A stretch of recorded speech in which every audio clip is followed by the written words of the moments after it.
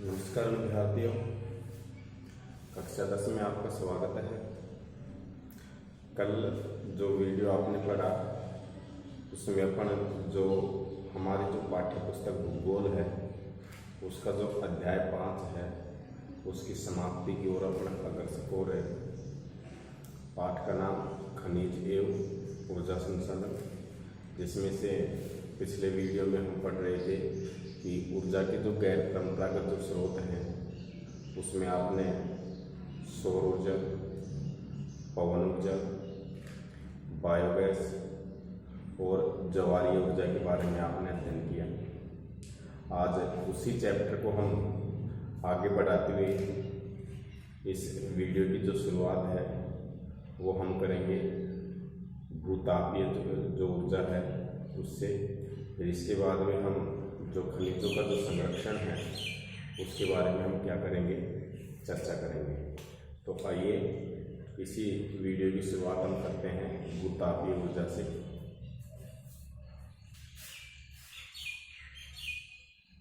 Class 10 अध्याय आपका है 5 खनिज एवं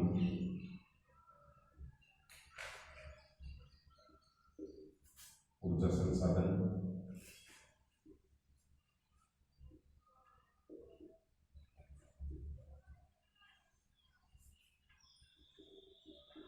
तो हम ऊर्जा के जो गैर परंपरागत स्रोत हैं उनके बारे में चर्चा कर रहे थे।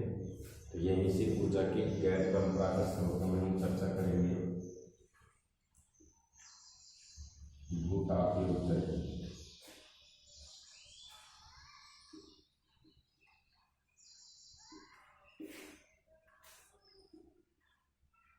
जैसा कि नाम से ही पता चल रहा है, भू यानी होती है भूमि। भूमि के ताप से जो ऊर्जा प्राप्त होती है उसको हम भूतापीय ऊर्जा कहते हैं। फिर भी हम इसकी जो अर्थ और जो परिभाषा है इसके बारे में विस्तार से चर्चा करेंगे कि पृथ्वी के आंतरिक भाग से, पृथ्वी के आंतरिक भाग से, आंतरिक का मतलब आप समझते हो अंदर वाला, कि पृथ्वी के आंतरिक भाग से ताप का प्रयोग कर या आंतरिक भागों से ताप का प्रयोग कर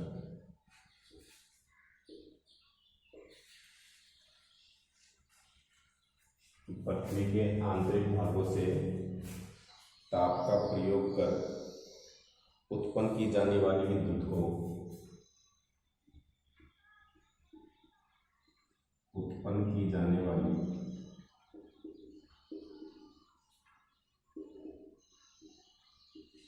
विद्युत को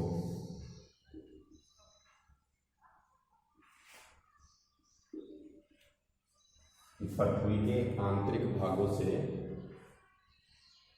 ताप का प्रयोग कर उत्पन्न की जाने वाली विद्युत को भूतापीय ऊर्जा कहते हैं। भूतापीय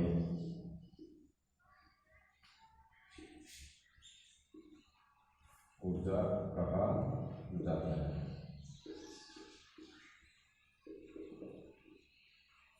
देखिए, अब प्रश्न बनता है अपने यहाँ से कि भूतापीय ऊर्जा किसे कहा जाता है। तो पृथ्वी के आंतरिक भाग से, पृथ्वी के अंदर वाले भाग से जो ताप होता है भूमि के अंदर, उसके प्रयोग करके उससे उत्पन्न की जाने वाली जो ऊर्जा होती है उसको हम भूतापीय ऊर्जा के नाम से जाना जाता है, या उसे हम भूतापीय ऊर्जा कहते हैं। देखिए, अगर अपन चर्चा करते हैं तो भूतापीय ऊर्जा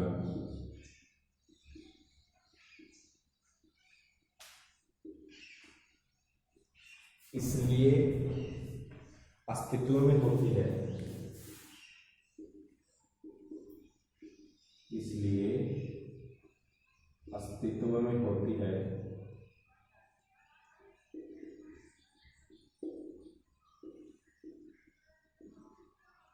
भूतापीय ऊर्जा इसलिए अस्तित्व में होती है क्योंकि जैसे जैसे पृथ्वी की गहराई में हम बढ़ते जाएंगे वैसे वैसे तापमान क्या होता जाएगा, बढ़ता जाएगा।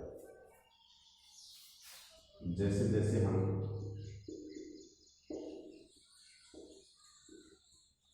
पृथ्वी की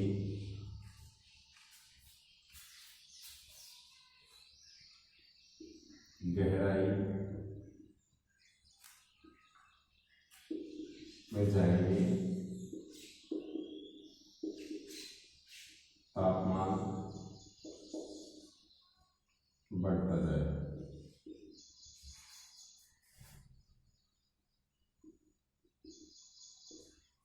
जैसे जैसे हम पृथ्वी की गहराई में जाएंगे वैसे वैसे तापमान क्या होता जाएगा, बढ़ता जाएगा।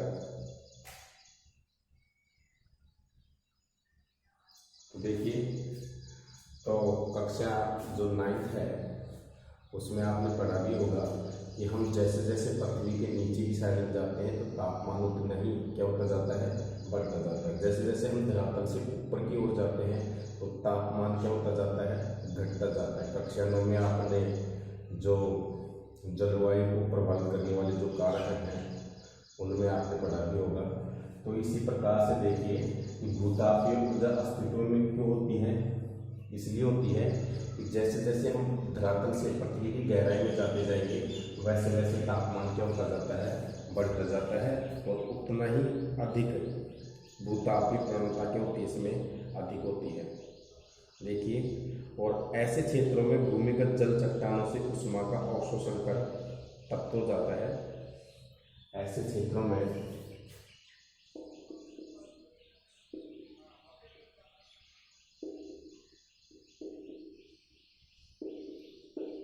ऐसे जो क्षेत्र होते हैं, ऐसे क्षेत्रों में भूमिगत जल, जो भूमि के अंदर जो जल होता है, ऐसे क्षेत्रों में भूमिगत जल,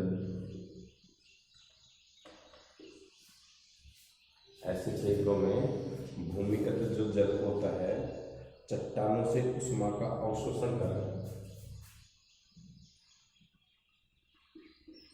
चट्टानों से उष्मा का अवशोषण कर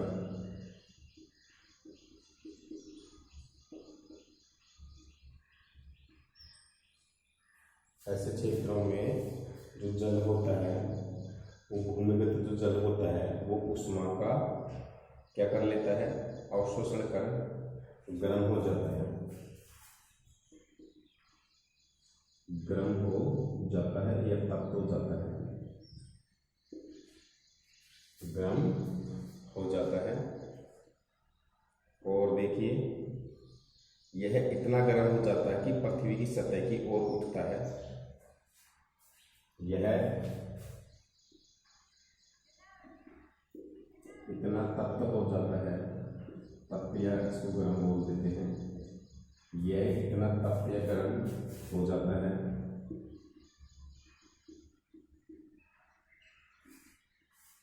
कि पृथ्वी की सतह की ओर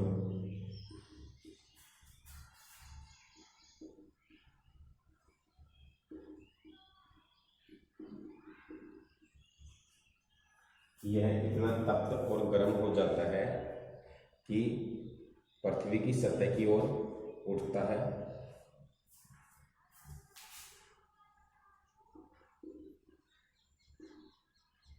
तथा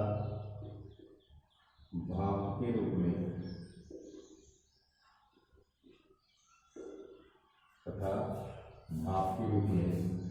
परिवर्तित हो जाता है।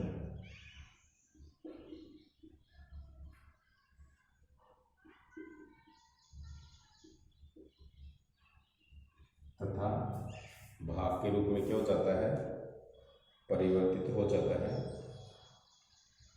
और देखिए, और इसी भाप का उपयोग टरबाइन को चलाने और विद्युत उत्पन्न करने में किया जाता है।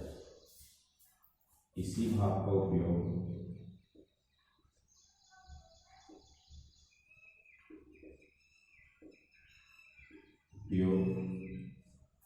टरबाइन को चलाने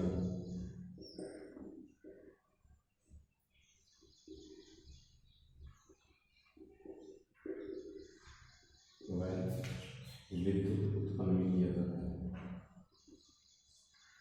वह विद्युत उत्पन्न किया जाता है।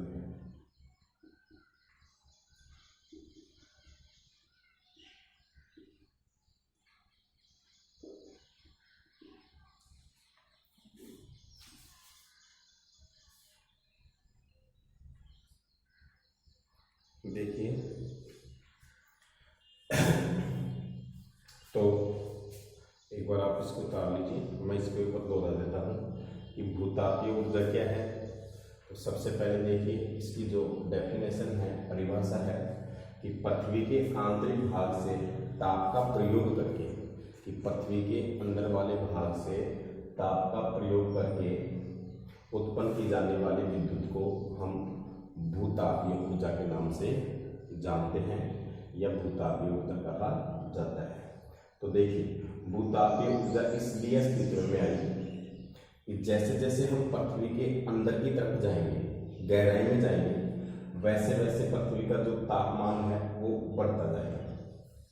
और ऐसे क्षेत्रों में जहाँ पृथ्वी की गहराई में हम जाएंगे, ऐसे क्षेत्रों में जो भूमिगत जो जल होता है, जमीन के नीचे जो जल होता है, वो चट्टानों से उष्मा का अवशोषण, चट्टानों से उष्मा का क्या करता है, अवशोषण करता है, और वो जल क्या हो जाता है, गर्म हो जाता है। और यह इतना गर्म या तप्त हो जाता है कि ये पृथ्वी की सतह की ओर उठता है और भाप के रूप में क्या हो जाता है, परिवर्तित हो जाता है, बदल जाता है। और फिर इसी भाप का उपयोग जो टरबाइन होते हैं, जिनसे विद्युत उत्पन्न की जाती है, टरबाइन को चलाने वह विद्युत उत्पन्न किया जाता है। तो एक बार आप इसको उतार लीजिए।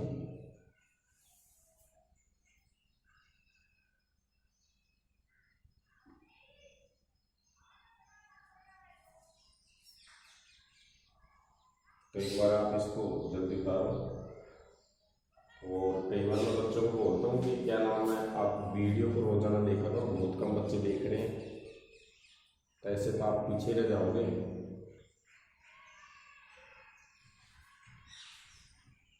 इसके बाद जो भूतापीय ऊर्जा में 2-4 बातें हो रही हैं जो आपको बताई जाएगी।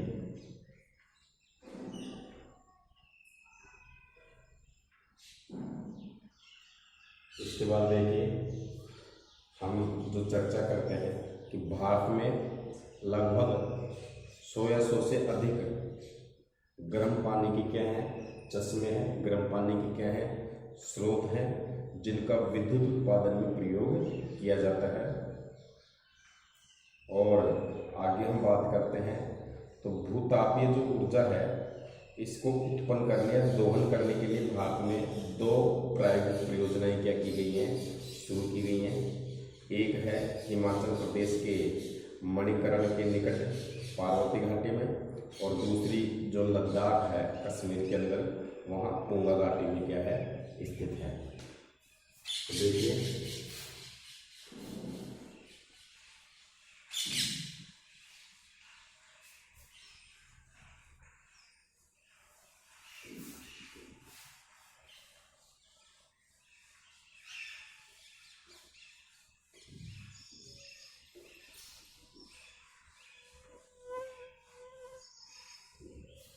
आगे हम बात करते हैं, तो भारत में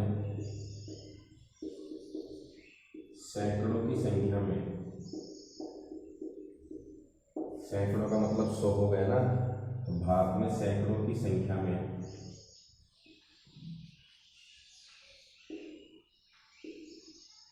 गर्म पानी के, जो जमीन के नीचे जो धरातली जल होता है, गर्म पानी के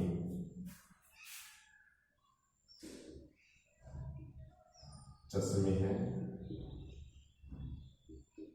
और जिनको अपन स्रोत बोलते हैं। भारत में सैकड़ों की संख्या में गर्म पानी के चश्मे या क्या है, स्रोत हैं। और जिनका विद्युत उत्पादन में प्रयोग किया जाता है, जिनका विद्युत उत्पादन में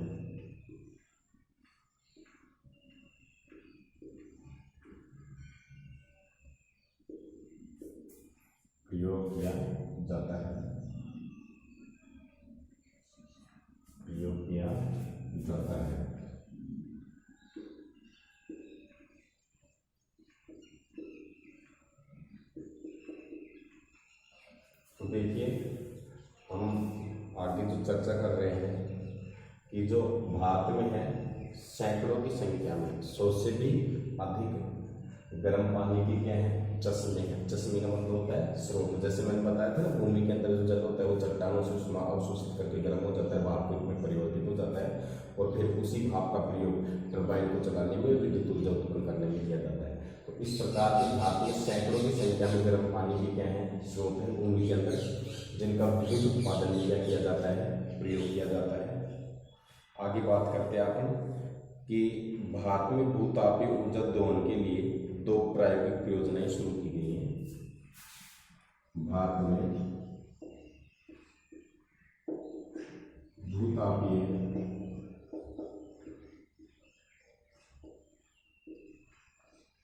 ऊर्जा के दोहन के लिए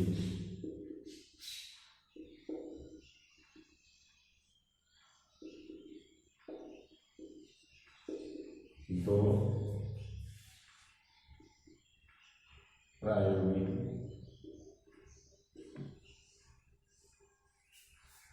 परियोजनाएं शुरू की गई हैं।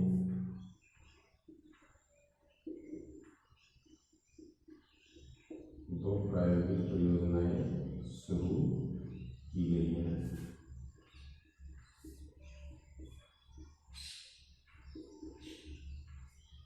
हम बात करते हैं कि भारत के अंदर है जो भूतापीय जो ऊर्जा है इसके दोहन करने के लिए 2 प्रायोगिक जो परियोजनाएं हैं इनकी क्या की गई है, शुरुआत की गई है। सबसे पहली है नंबर 1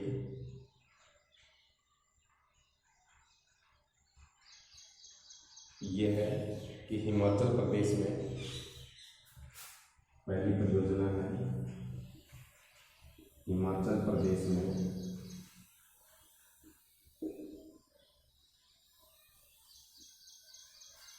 मणिकरण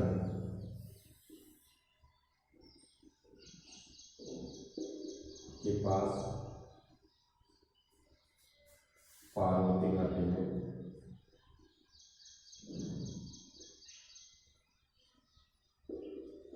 तो जो पहली परियोजना है वो हिमाचल प्रदेश में है, एक मणिकरण नामक जगह है उसके पास में पार्वती घाटी में। और जो दूसरी परियोजना है भूतापीय ऊर्जा की वो है लद्दाख में पुंगा घाटी में। दूसरी परियोजना है लद्दाख की पुंगा घाटी में। लद्दाख की पुंगा घाटी में अपन समझ आए कि भारत में भूतापीय ऊर्जा के दोहन के लिए कितनी परियोजनाएं शुरू की गई हैं। तो भारत में भूतापीय ऊर्जा के प्रयोजन के लिए 2 प्रकार की परियोजनाएं शुरू की गई हैं। पहली परियोजना है हिमाचल प्रदेश के मणिकरण के पास पार्वती घाटी और दूसरी है जो लद्दाख का जो इलाका है शीत इलाका है वहाँ की जो पुंगा घाटी है उसमें भूतापीय ऊर्जा के लिए भारत में परियोजनाएं क्या की गई है, शुरू की गई हैं। तो आप एक बार इसको करो कि देखिए कि भारत में सैकड़ों की संख्या में गर्म पानी की क्या है स्रोत हैं जिनका विद्युत उत्पादन में प्रयोग किया जाता है। और भारत में भूतापीय ऊर्जा के दोहन के लिए 2 प्रायोगिक परियोजनाएं शुरू की गई हैं। पहली परियोजना है वो है हिमाचल प्रदेश में मणिकरण के पास में पार्वती घाटी है वहाँ पर स्थित है। और दूसरी परियोजना है वो लद्दाख जो क्षेत्र है जो शीत मरुस्थल है उसकी एक घाटी है उसका नाम है पुंगा घाटी में।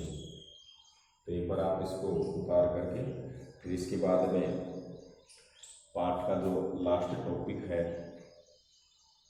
जिसमें अपन पढ़ेंगे ऊर्जा संसाधनों का संरक्षण, इसके बारे में अपन अध्ययन करेंगे कि ऊर्जा संसाधनों का संरक्षण क्यों आवश्यक है, क्यों जरूरी है। तो आप जानते हैं ऊर्जा के कुछ संसाधन कैसे हैं, सीमित हैं, तो इनका जागरूकता के द्वारा ही, क्योंकि ये हमारे आर्थिक और राष्ट्रीय विकास में काफ़ी क्या है सहायक है, इसलिए सोच समझ करके ही इनका जो दोहन है वो हम कर सकते हैं, ताकि पर्यावरण को नुकसान भी न पहुँचे और भविष्य में काम भी आ सके। इसके बाद देखिए, जो अपना अंतिम बिंदु है उसके बारे में हम पढ़ेंगे।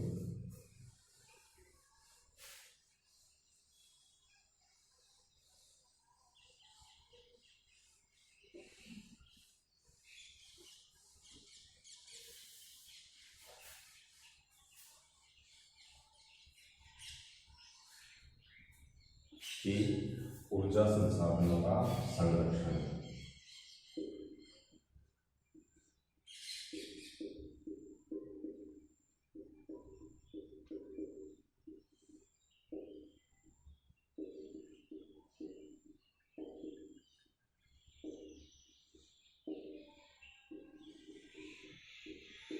अब ये तो आप जानते हो कि संरक्षण का मतलब क्या है, बचाना या इनको सुरक्षा मुहैया करवाना। तो देखिए, जो हमारा जो आर्थिक विकास है उसके लिए ऊर्जा एक आधारभूत और आवश्यकता है। तो सबसे पहले देखिए, हमारे आर्थिक विकास के लिए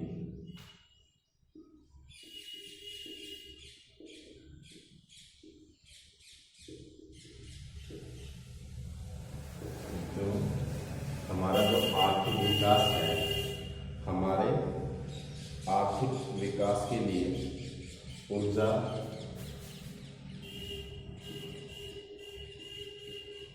एक आधारभूत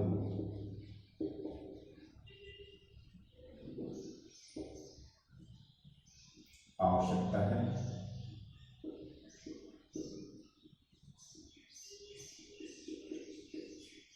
तो ये बात तो 100% शुद्ध है कि हमारा जो आर्थिक विकास है उसके लिए ऊर्जा एक क्या है, आधारभूत क्या है, आवश्यकता है।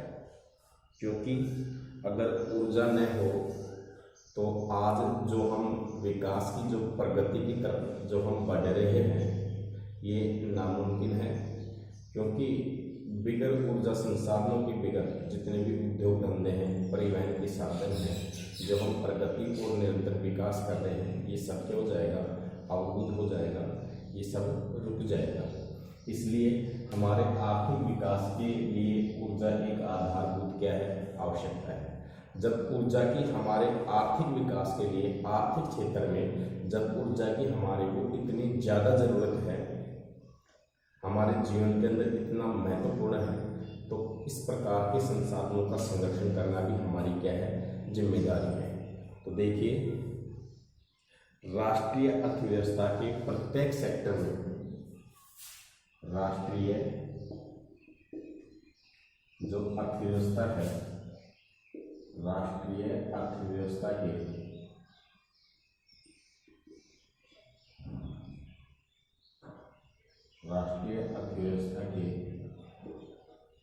प्रत्येक क्षेत्र में, सेक्टर बोल दो, प्रत्येक सेक्टर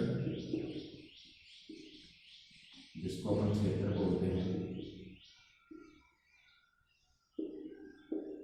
या क्षेत्र में,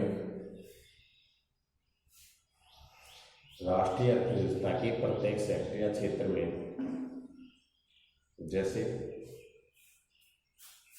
उदाहरण के लिए कृषि है कि नहीं, कृषि का क्षेत्र, उद्योग,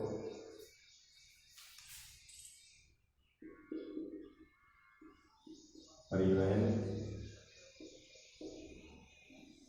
कृषि है, उद्योग है, परिवहन है, वाणिज्य व घरेलू आवश्यकताओं की पूर्ति, वाणिज्य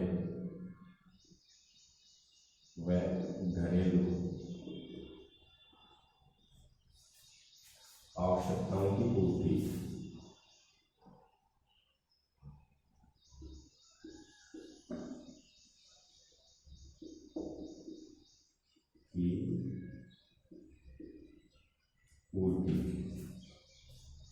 कि राष्ट्रीय अर्थव्यवस्था के प्रत्येक सेक्टर या क्षेत्र में जैसे कौन कौन सा सेक्टर है, कृषि है, उद्योग है, परिवहन है, वाणिज्य है और घरेलू आवश्यकताओं की पूर्ति के लिए ऊर्जा के निवेश की आवश्यकता है।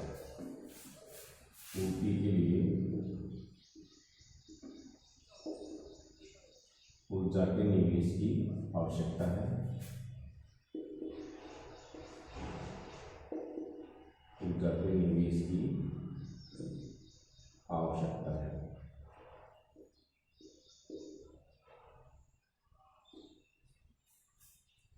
ऊर्जा के निवेश की क्या है, हमारे को आवश्यकता है। और देखिए कि हम बात करते हैं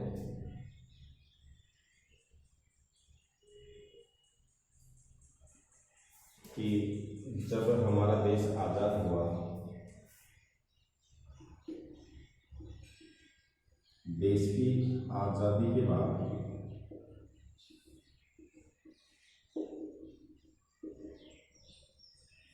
आप जानते हो 1947 15 अगस्त 1947 में जो हमारा भारतवर्ष है ये ब्रिटिश निवेश से हम क्या हुए, स्वतंत्र हुए, फ्रीडम हुए।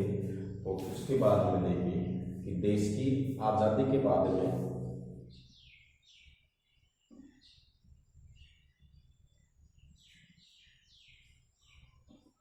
कि आर्थिक परियोजनाओं को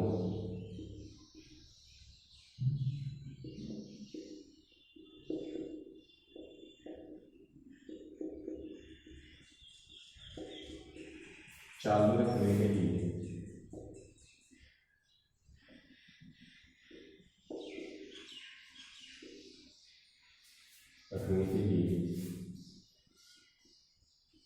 बड़ी मात्रा में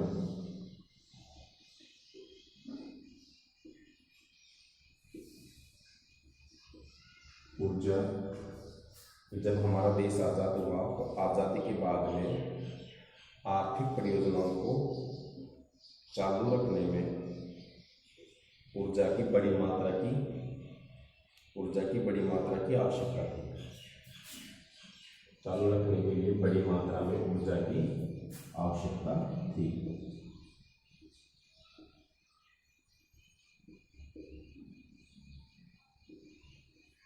बड़ी मात्रा में ऊर्जा की क्या थी, आवश्यकता थी।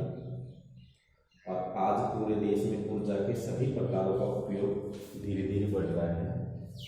आज भारत में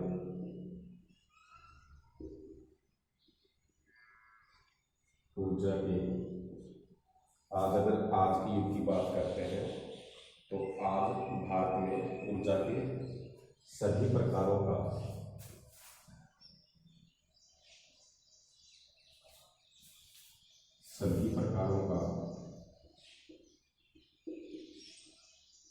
उपयोग धीरे धीरे बढ़ रहा है।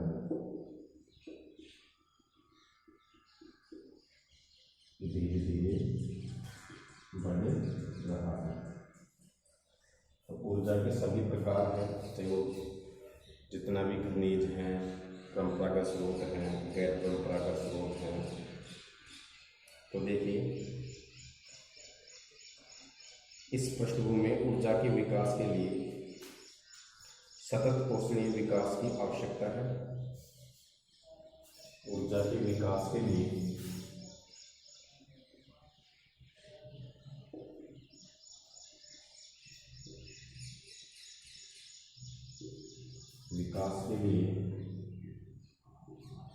सतत पोषणीय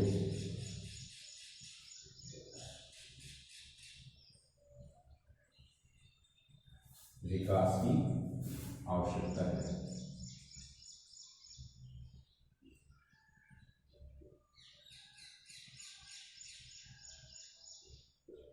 सतत पोषणीय विकास की क्या है, आवश्यकता है। तो सतत पोषणीय विकास जो पहले मैंने आपको पढ़ाया था कि ऐसा विकास जो पर्यावरण को क्या न पहुंचाए नुकसान, पर्यावरण को बिना नुकसान पहुंचाए किया जाने वाला जो आर्थिक विकास है वो सतत पोषणीय विकास कहलाता है। देखिए कि ऊर्जा संरक्षण की अगर अपन उन्नति, प्रोन्नति और नवीनीकरण ऊर्जा संसाधनों का बढ़ता प्रयोग, सतत पोषणीय ऊर्जा के दो क्या हैं, आधार हैं। तो एक बार आप इसको उतारो कि ऊर्जा संसाधनों का संरक्षण क्यों आवश्यक है। तो इसके लिए कुछ मापदंड जरूरी है कि जो हमारा आर्थिक विकास के लिए ऊर्जा एक आधारभूत क्या है, आवश्यकता है। हमारे आर्थिक विकास में ऊर्जा की बहुत महत्वपूर्ण क्या है, भूमिका है। राष्ट्रीय अर्थव्यवस्था का प्रत्येक क्षेत्र, चाहे वो कृषि का क्षेत्र हो, चाहे उद्योग का क्षेत्र हो, चाहे वो परिवहन का क्षेत्र हो, चाहे वो वाणिज्य का क्षेत्र हो या घरेलू आवश्यकताओं की पूर्ति के लिए ऊर्जा की निवेश की क्या होती है, आवश्यकता होती है। तो देखिए, और देश की आज़ादी के बाद में जब हमारा देश स्वतंत्र हुआ तो देश की आज़ादी के बाद में आर्थिक परियोजनाओं को चालू रखने के लिए बड़ी मात्रा में ऊर्जा की क्या थी, आवश्यकता थी। लेकिन हमारे पास में पूंजी का अभाव था, संसाधनों का क्या था, अभाव था। लेकिन वर्तमान की बात करें तो आज भारत में ऊर्जा के जो सभी प्रकारों का उपयोग धीरे धीरे भारत के अंदर क्या हो रहा है, बढ़ रहा है। और ऊर्जा के विकास के लिए सतत पोषणीय विकास की क्या है, आवश्यकता है कि ऐसा विकास करें हम, ऐसा आर्थिक विकास करें जिससे पर्यावरण को नुकसान भी नहीं हो और जो संसाधनों का जो संरक्षण भी हो सके और भावी पीढ़ियों के लिए हम संसाधनों को बचा कर भी रख सकें। तो एक बार आप इसको उतार लें, फिर आगे बढ़ाएंगे।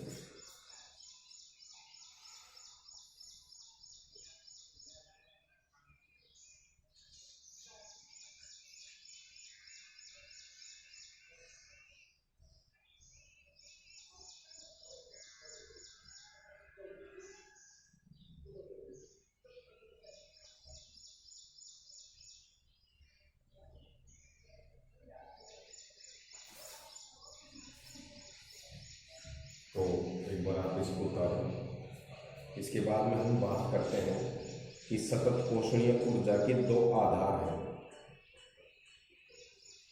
कि जो ऊर्जा संरक्षण की प्रोन्नति और नवीनीकरण ऊर्जा संसाधनों का बढ़ता प्रयोग, सतत पोषणीय ऊर्जा के दो क्या हैं, आधार हैं। तो एक बार आप इसको उतार लीजिए। देखिए, ये भी क्वेश्चन बनता है 1 नंबर का।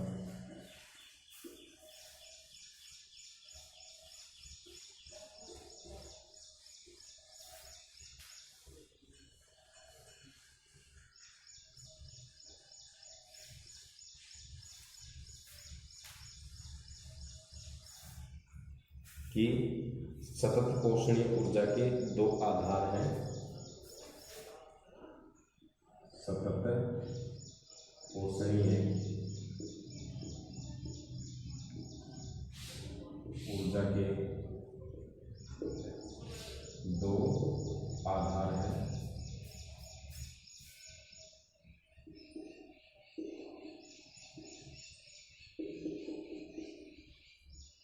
तो देखिए, तो सतत पोषणीय ऊर्जा के क्या है, दो आधार हैं। पहला है ऊर्जा संरक्षण की प्रोन्नति, ऊर्जा संरक्षण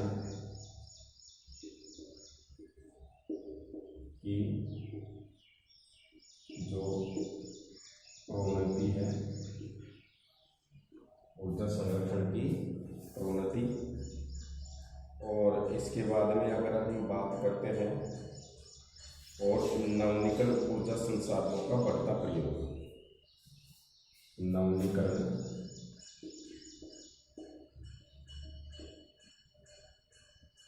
ऊर्जा संसाधनों का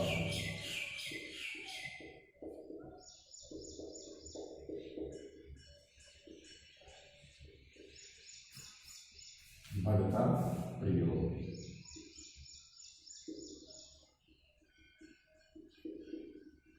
तो प्रश्न आ जाए कि वर्तमान समय में सतत पोषणीय ऊर्जा के दो आधार कौन कौन से हैं। तो पहला है ऊर्जा संरक्षण की प्रोन्नति और नवीनीकरण ऊर्जा संसाधनों का बढ़ता प्रयोग। सतत पोषणीय ऊर्जा की क्या है, दो आधार हैं।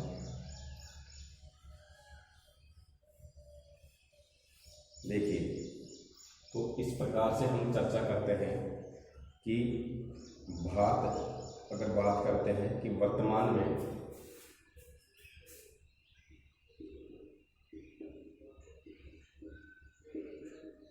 भारत अगर आज प्रेजेंट की बात करें तो वर्तमान में भारत विश्व के अल्पमत या अल्पतम ऊर्जा दक्ष देशों में गिना जाता है। भारत विश्व के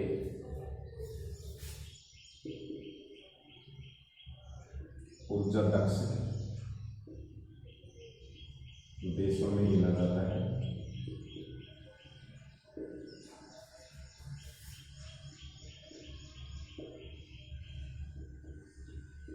देखिए, स्वतंत्रता के बाद में ऊर्जा आपूर्ति के हमारे लिए कई प्रकार की समस्या थी, लेकिन आज वर्तमान समय की अगर अपन बात करते हैं तो वर्तमान में भारत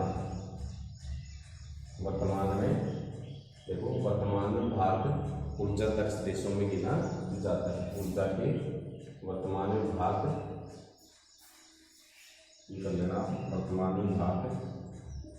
ऊर्जा के दक्ष देशों में गिना जाता है और हमें ऊर्जा के सीमित संसाधनों के न्याय संगत उपयोग के लिए सावधानीपूर्ण उपागम अपनाना होगा। इसका देखिए, हमें ऊर्जा के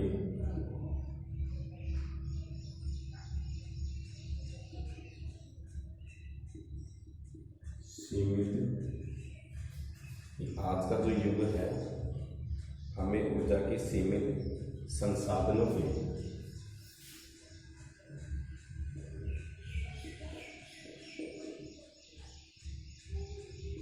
न्याय संगत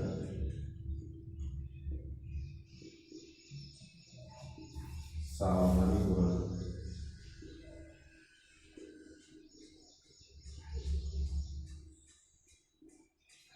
उपागम को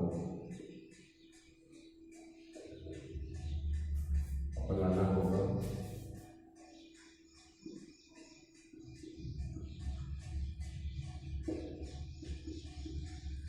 तो देखिए कि वर्तमान में भारत ऊर्जा के दक्ष देशों में गिना जाता है। हमें ऊर्जा के सीमित संसाधनों के न्याय संगत व सावधानीपूर्ण उपागम को क्या होगा, अपनाना होगा। तो देखिए, तो आप यहाँ उतारो। इसके बाद देखिए, ऊर्जा का संरक्षण हम कैसे कर सकते हैं, ऊर्जा को हम बचा कैसे सकते हैं। इसके लिए कुछ चीज़ें हैं, जो छोटी छोटी चीज़ें हैं। कई बार अपन बोलते हैं कि हम राष्ट्रीय विकास में किस प्रकार योगदान दे सकते हैं। तो राष्ट्र का जो विकास है वो जरूरी नहीं है कि आप एक वैज्ञानिक बनो या फिर आप एक सैनिक बनो या फिर आप अपने देश के लिए जो भी योगदान है, छोटी छोटी बातों से और छोटी छोटी चीज़ों से, छोटे छोटे कार्यों से भी हम राष्ट्र की सेवा कर सकते हैं, राष्ट्र के विकास में योगदान दे सकते हैं। जैसे देखिए, आप जल बचा रहे हो तो भी राष्ट्र के विकास में क्या दे रहे हो, योगदान दे रहे हो। इसी प्रकार से हम एक भारतीय जागरूक नागरिक होने के कारण अनेक प्रकार से ऊर्जा के जो संसाधन है उनका संरक्षण कर सकते हैं। जैसे देखिए, एक बार इसको तारीख में बताऊंगा आपको कि एक जागरूक नागरिक के रूप में हम निम्न प्रकार से ऊर्जा की बचत कर सकते हैं।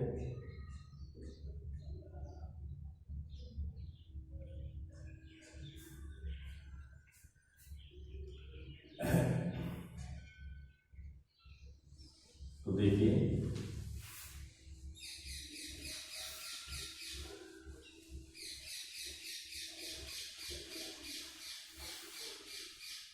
कि एक जागरूक नागरिक होने के कारण, एक जागरूक नागरिक होने के कारण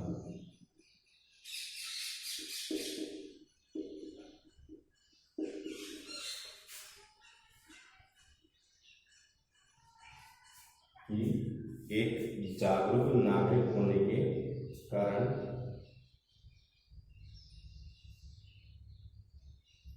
हम निम्न प्रकार से ऊर्जा का संरक्षण कर सकते हैं। हम निम्न प्रकार से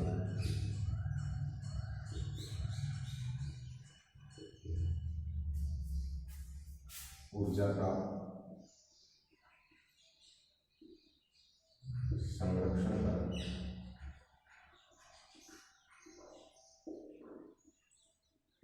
अपना योगदान दे सकते हैं।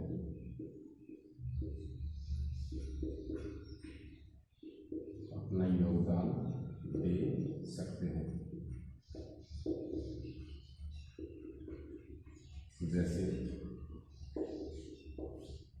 देखिए कि हम एक जागरूक भारतीय नागरिक होने के कारण हम कई प्रकार से ऊर्जा का संरक्षण कर और राष्ट्र का जो विकास है उसमें हम अपना योगदान दे सकते हैं। छोटी छोटी बातों से भी देखिए, जैसे देखिए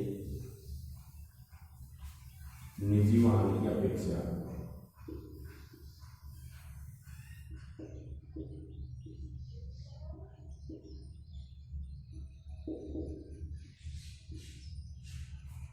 सार्वजनिक वाहन का प्रयोग करके सार्वजनिक वाहन का प्रयोग करके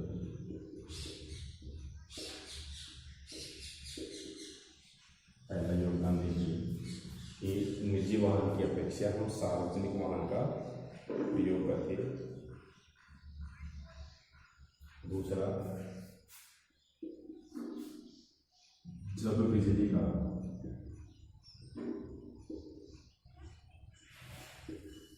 प्रयोग नहीं हो रहा हो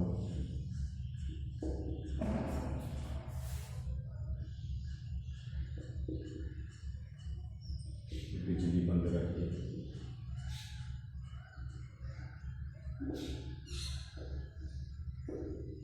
इस प्रकार से कि जब बिजली का प्रयोग नहीं हो रहा हो तब हम बिजली क्या कर सकते हैं, बंद कर सकते हैं।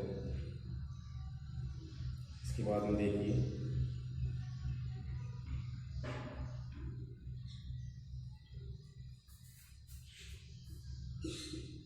गैर परंपरागत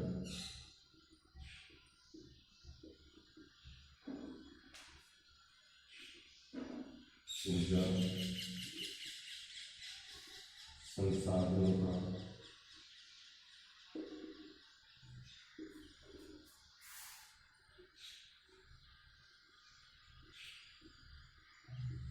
प्रयोग करके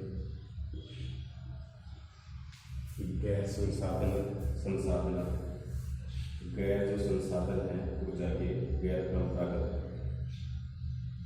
ऊर्जा संसाधनों का प्रयोग करके।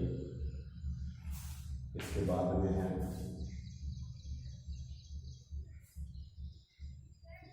नागरिकों को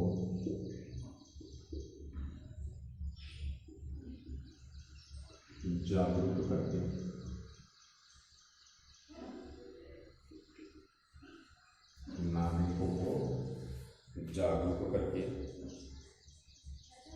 तो देखिए तो हम कह सकते हैं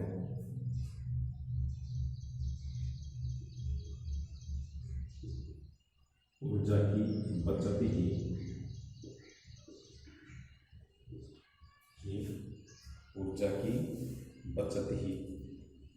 ऊर्जा का उत्पादन है। तो इस लाइन पर विशेष फोकस रखना कि ऊर्जा की बचत ही ऊर्जा का क्या है, उत्पादन है। तो देखिए कि ऊर्जा संसाधनों का संरक्षण हम निम्न प्रकार से कर सकते हैं। एक भारतीय जागरूक नागरिक होने के कारण हम निम्न प्रकार से ऊर्जा संसाधनों का क्या कर सकते हैं, प्रयोग करके। देखिए एक जागरूक नागरिक होने का हम निम्न प्रकार से ऊर्जा का संरक्षण कर सकते हैं और अपना योगदान दे सकते हैं राष्ट्रीय विकास में, भारत के विकास में ऊर्जा को हम बचा सकते हैं। सबसे पहले किस प्रकार से, देखिए उदाहरण के लिए हम ऊर्जा संसाधनों का संरक्षण किस प्रकार से कर सकते हैं। तो सबसे पहले बात आ रही है कि निजी वाहन की अपेक्षा सार्वजनिक वाहन का प्रयोग करके। निजी का मतलब तो आप सब बच्चे जानते ही होंगे कि निजी का मतलब होता है पर्सनल, व्यक्तिगत। जैसे अपने स्वयं की मोटरसाइकिल है, स्वयं की 4 व्हीलर गाड़ियाँ हैं।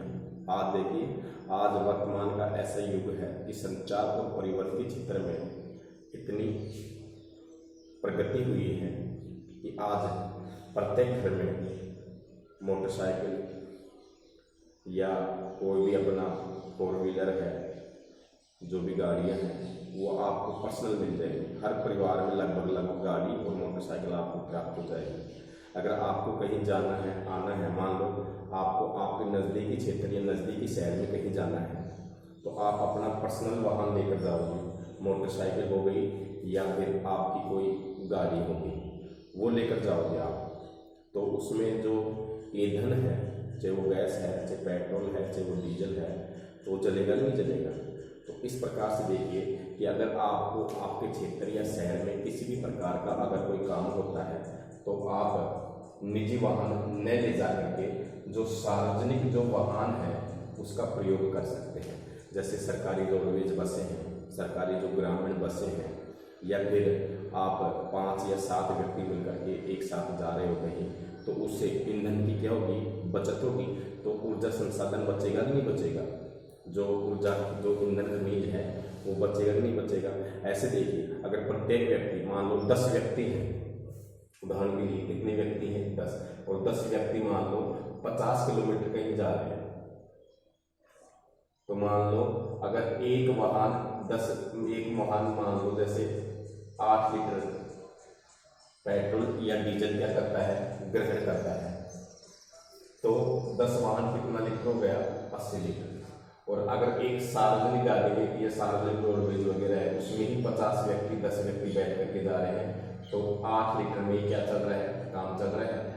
तो इसके बाद में होगा, जैसे देखिए, तो कितने लीटर में, 80 लीटर हो गया, 8 लीटर में काम चल रहा है, 72 लीटर की क्या हो गई, वो बचत हुई कि नहीं हुई। तो इस प्रकार से हम छोटी छोटी बातों को सोच करके भी ऊर्जा संरक्षण में क्या दे सकते हैं, योगदान दे सकते हैं। इसके बाद में देखिए, जब बिजली का प्रयोग नहीं हो रहा हो तो बिजली को क्या कर सकते हैं, अपन बंद कर सकते हैं। जो देखिए, भारत के अंदर एक समय ऐसा था, आज से लगभग 20 वर्ष पहले ही, कि भारत के कई क्षेत्रों में या अपने क्षेत्र में भी, ग्रामीण इलाकों में भी आज से 25 या 30 वर्ष पहले बिजली नहीं थी। और उस समय भी हम जीवन यापन करते थे कि नहीं करते थे। लेकिन अगर आज का युग की बात करें तो आज बिजली का उत्पादन क्या हो गया है, बढ़ गया है। आप जानते हो बिजली किस किस से बनती है। इस अध्याय में आपने पढ़ा भी है कि जो ऊर्जा के जो संसाधन है, भूतापीय ऊर्जा है, उससे विद्युत उत्पादन की जाती है। ज्वारीय ऊर्जा है, उससे विद्युत उत्पादन की जाती है। पवन ऊर्जा है, सौर ऊर्जा है, विद्युत उत्पादन की जाती है। तो बड़े पैमाने पर आज भारत में विद्युत उत्पादन हो रहा है। लेकिन आपको पता है कि बिजली बनने की जो लागत है वो कितनी होती है। तो देखिए कि जब बिजली का प्रयोग नहीं हो रहा, आज जानते हैं कि आज अपने प्रत्येक घर में हर जो इलेक्ट्रॉनिक चीज़ें हैं, चाहे पंखे हैं, चाहे कूलर हैं, टीवी हैं, बल्ब हैं, या फिर भी कपड़े धोने की मशीन है, इसके बाद में जो भी घरेलू कार्य में अन्य जो बिजली के उपकरण काम में आते हैं, सब किससे चलते हैं, बिजली से चलते हैं। आज इस प्रगति के युग में, विकास के युग में देखिए, बिजली का प्रयोग घरों में बड़े पैमाने पर हो रहा है। हम क्या करते हैं कि जब बिजली का प्रयोग नहीं हो रहा तब भी कमरे के अंदर आपको पंखा चल रहा है, कूलर चल रहा है, तो ठीक बात है। लेकिन जब आप कमरे के अंदर नहीं हो या परिवार का कोई अन्य सदस्य कमरे में नहीं है, बल्ब ओपन हो रहा है या कूलर या पंखा चल रहा है, टीवी चल रही है, तो उसका जो प्रयोग है वो फिजूल हो रहा है। तो आप इस प्रकार से जब बिजली का प्रयोग नहीं हो रहा हो तो आप बिजली के जो भी उपकरण हैं उनको क्या कर दो, बंद कर दो। तो इस प्रकार छोटी छोटी बातों से भी हम एक भारतीय जागरूक नागरिक होने के कारण ऊर्जा संरक्षण कर सकते हैं, ऊर्जा का बचाव कर सकते हैं। इसके बाद में देखिए, गैर परंपरागत जो ऊर्जा संसाधनों का प्रयोग करके, देखिए आपको पता होना चाहिए कि ऊर्जा के जो स्रोत हैं उसको 2 भागों में बांटा गया था, परंपरागत स्रोत और ऊर्जा के कौन से, गैर परंपरागत स्रोत। तो तो ऊर्जा के जो परंपरागत जो स्रोत हैं उसमें आपने पढ़ा कि वे ऊर्जा संसाधन जिनका प्रयोग हम प्राचीन काल से ही करते आ रहे हैं उनको ऊर्जा के परंपरागत स्रोत कहते हैं।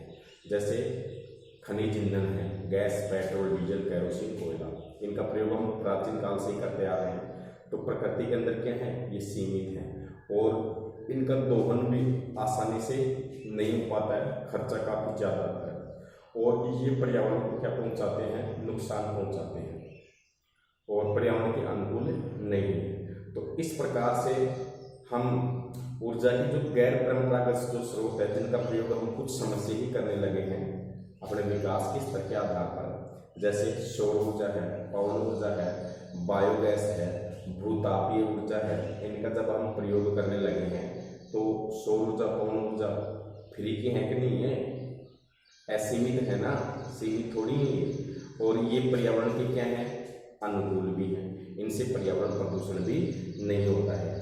तो इस प्रकार से ऊर्जा के परंपरागत स्रोत की जगह हम ऊर्जा के गैर परंपरागत जो ऊर्जा संसाधन हैं उनको बढ़ावा दे करके, उनके प्रति लोगों को जागरूक करके हम इनका प्रयोग करके तो ये जो ऊर्जा के जो संसाधन हैं उनके संरक्षण में योगदान दे सकते हैं। इसके बाद में प्रत्येक भारतीय नागरिक की ये जिम्मेदारी है, एक प्रकार का कर्तव्य ही समझ सकते हो कि प्रत्येक नागरिक को क्या करें, हम जागरूक करें, स्वयं भी जागरूक हो और प्रत्येक भारतीय नागरिक को क्या करें, जागरूक करें और उनको बताएं कि किस प्रकार से कि आप छोटी छोटी बातों से, छोटे छोटे कार्यों से राष्ट्र के विकास में या राष्ट्र के आर्थिक विकास में या राष्ट्रीय सेवा में किस प्रकार से योगदान दे सकते हो। इस प्रकार प्रत्येक भारतीय नागरिकों को जागरूक करना भी हमारी जिम्मेदारी है। तो जागरूक करना भी एक राष्ट्र के विकास में योगदान देना है। सबसे जो महत्वपूर्ण जो बात है वो ये आती है कि ऊर्जा की बचत ही ऊर्जा का क्या है, उत्पादन है। इस सबसे बढ़िया तरीका, सबसे सटीक बात है कि ऊर्जा की बचत ही, ऊर्जा संसाधनों का बचाव करना, बचत करना ही ऊर्जा संसाधनों का उत्पादन करना है। तो इस प्रकार से देखिए जो आपका ये जो लेसन है अध्याय 5 खनिज एवं ऊर्जा संसाधन, ये समाप्त होता है। इस पाठ में मैं आपसे अपेक्षा करता हूँ कि आपने इस पाठ के अंदर बहुत कुछ सीखा होगा, बहुत कुछ नया ज्ञान आपको मिला होगा और कई बच्चे हैं जो पहले से भी जानते हैं उनको और कंठस्थ हुआ होगा। तो मैं अपेक्षा करता हूँ कि इस पाठ से जो आपको शिक्षा मिली है उसका भविष्य में आप जाकर के इन चीज़ों के ऊपर गौर करें और विभिन्न प्रकार के जो खनिज हैं, ऊर्जा खनिज हैं, इनके संरक्षण के लिए राष्ट्रीय विकास में क्या दें, योगदान दें। इसके बाद में देखिए कि इसी पाठ से कुछ महत्वपूर्ण कुछ क्वेश्चंस हैं जो नोट्स के माध्यम से ज़्यादातर चीज़ें मैं आपको बता देता हूँ, लिखा देता हूँ, हर चीज़ बारीकी से मैं आपको बताता हूँ। तो कुछ इस पाठ के महत्वपूर्ण जो क्वेश्चंस हैं वो आप देख ही सकते हो कि जो इस पाठ का जो पहला क्वेश्चन है आपका कि निम्नलिखित में से कौन सा खनिज अपक्षित पदार्थ के अवशिष्ट भाग को त्यागते हुए चट्टानों के अपघटन से बनता है। तो ये प्रश्न आपके लिए है कि निम्न में से कौन सा खनिज अपक्षयित पदार्थों के अवशिष्ट भाग को त्यागता हुआ चट्टानों के अपघटन से बनता है, चट्टानों के टूटने से बनता है।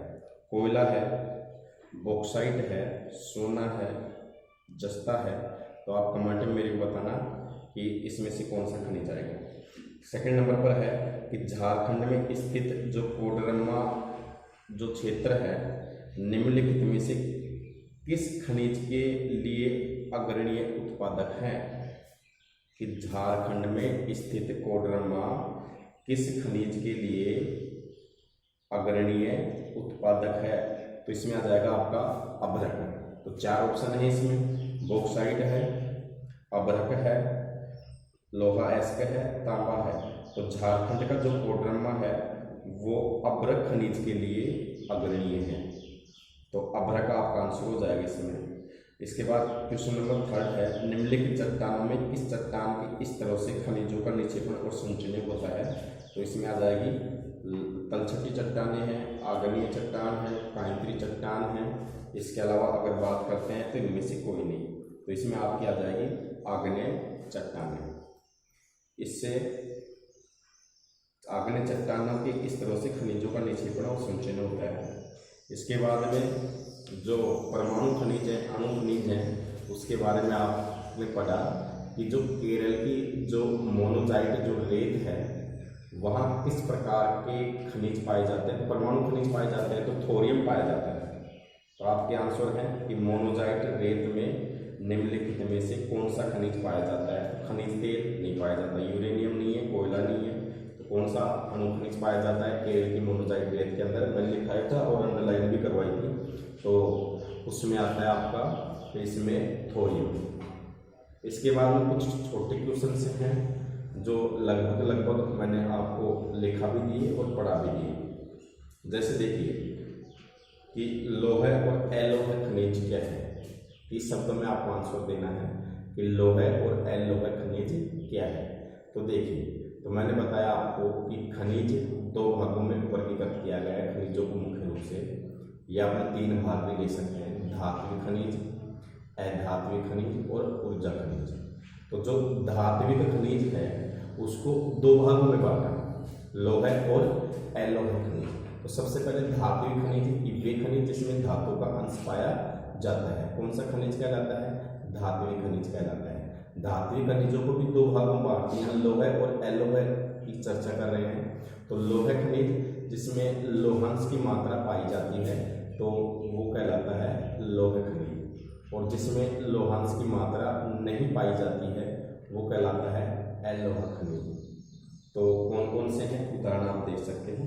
इसके बाद में जो आपका अगला क्वेश्चन है कि परंपरागत ऊर्जा के स्रोत और गैर परंपरागत जो ऊर्जा के साधन हैं उनके बारे में आपको बताना है, स्रोतों के बारे में बताना है। तो अभी मैंने चर्चा की थी आपके कि ऊर्जा के वे संसाधन जिनका प्रयोग हम पहले से ही या प्राचीन काल से ही करते आ रहे हैं, ऊर्जा के परंपरागत स्रोत कहलाते हैं, परंपरागत साधन कहलाते हैं। जैसे कोयला है, पेट्रोलियम जिसको जीवाश्म ईंधन या खनिज ईंधन बोलते हैं।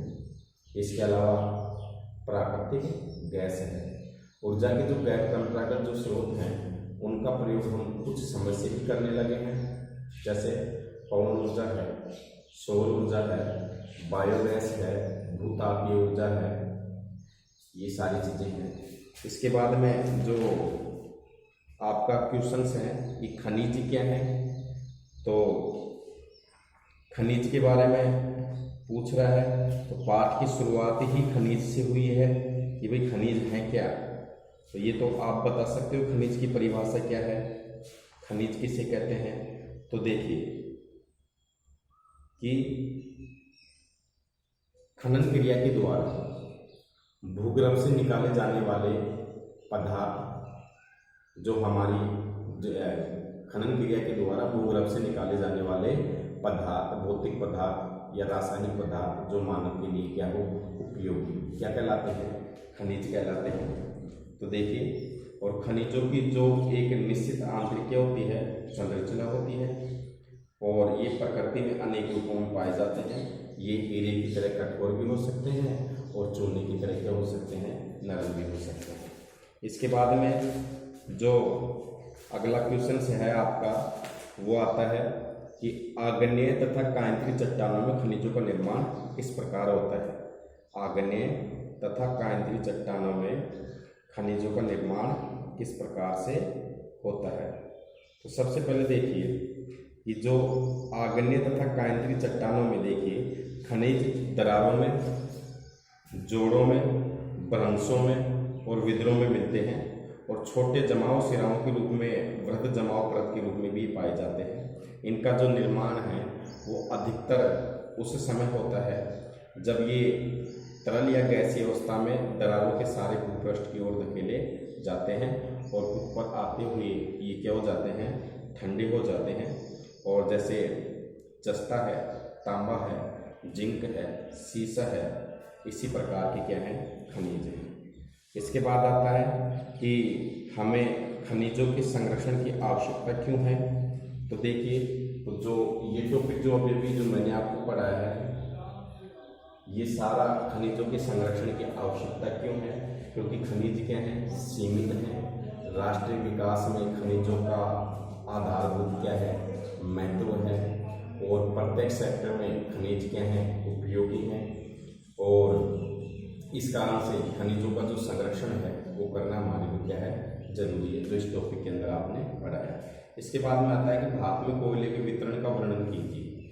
तो देखिए बेटे कि भारत में जो कोयला है, कोयले की उत्पत्ति वगैरह कैसे हुई है। तो भारत में कोयले का जो वितरण है वो मैंने आपको दो प्रकार से बताया। एक गोंडवानाकालीन युग और दूसरा बताया टर्शियर कालीन युग। जो आपको लिखा रखा है, तो गोंडवानाकालीन क्षेत्र में कौन कौन से आते हैं, किस प्रकार का कोयला पाया जाता है, ये सब चीज़ें मैंने लिखा रखी है आपको।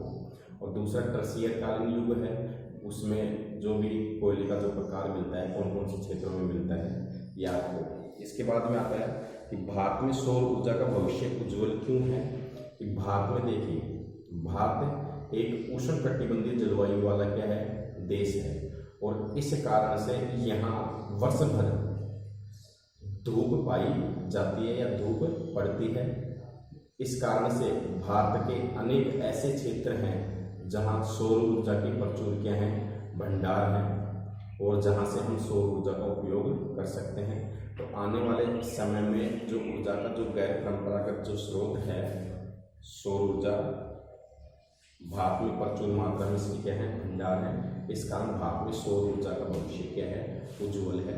और आज भारत के प्रत्येक ग्रामीण क्षेत्र में सौर संयंत्रों की स्थापना भी की जा रही है। निजी स्तर पर, राष्ट्रीय स्तर पर, और या सरकार के प्रयत्नों के द्वारा भी, व्यक्तिगत प्रयत्नों के द्वारा भी लोग इसकी ओर क्या हो रहे हैं? अग्रसर हो रहे हैं। तो आने वाला जो समय है वो सौर ऊर्जा के भविष्य के लिए क्या है? उज्ज्वल है। इसके बाद में कुछ और अन्य जो क्वेश्चन है इस पाठ के वो आप कर सकते हो। इसके बाद देखिए आपका जो ये पाठ है ये पूरा होगा। इसके बाद में जो अगला जो कल जो वीडियो डलेगा उसमें आप पाठ संख्या जो 6 है आपका खनिज एवं ऊर्जा संसाधन, इसके बारे में आप पढ़ चुके हो। अगला जो क्वेश्चन है अपना जो हो ही गए, इसके क्वेश्चन आपके पाठ्य पुस्तक के मैंने लगभग सभी बता दिए हैं। जो अगला कक्ष जो अपना कक्षा 10 के अंदर भूगोल पाठ्य पुस्तक से ही आपका पाठ संख्या 6 है वो पढ़ेंगे अपन विनिर्माण। और उसमें आप भारत के जो प्रमुख उद्योग हैं उनके बारे में अपन क्या करेंगे? अध्ययन करेंगे। और जो होमवर्क है इस पाठ का आप जरूर करेंगे कॉपी के अंदर, क्योंकि जितना आप लिखोगे उतना ही आपको ज़्यादा क्या होगा? याद होगा। और मैं अपेक्षा करता हूँ कि आपने इस पाठ से कुछ सीख ली होगी। धन्यवाद।